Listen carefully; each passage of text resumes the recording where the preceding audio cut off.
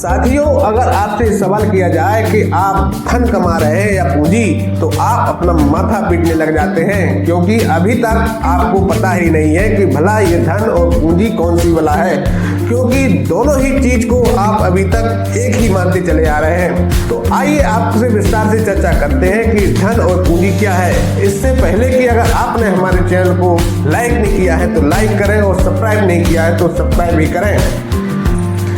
धन वह संपत्ति है जिसको आप डेली बेसिस के काम को पूरा करने में लगाते हैं। आप अपने शौक को पूरा धन से ही करते हैं, लेकिन पूंजी का उपयोग आप अपने शौक को पूरा करने में नहीं कर सकते हैं। ना ही आप जरूरत के वक्त में पूंजी का इस्तेमाल करते हैं। पूंजी का इस्तेमाल केवल और धन को कमाने में किया जाता है।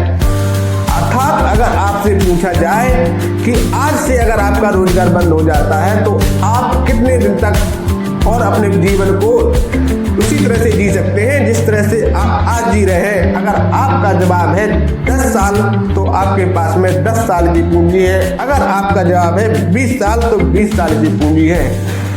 एक मकान में अगर आप स्वयं रहते हैं तो वह आपका धन है, लेकिन उसी मकान को अगर आप रेंट पर लगा देते हैं तो वह आपकी पूंजी बन जाता है।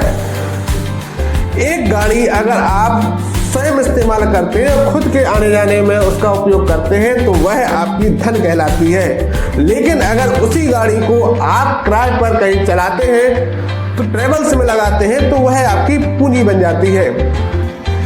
जब किसी स्वास्थ्य कारण से आप पैसे कमाने के लिए अपने आप को काम पर नहीं लगा पाते हैं, उस समय आपके पास में पैसे का अभाव होने लगता है और आपके रिश्तेदार और परिवार के लोग भी उस वक्त आपसे मुंह मोड़ने लगते हैं। तो उस वक्त आपके काम में आती है पूंजी।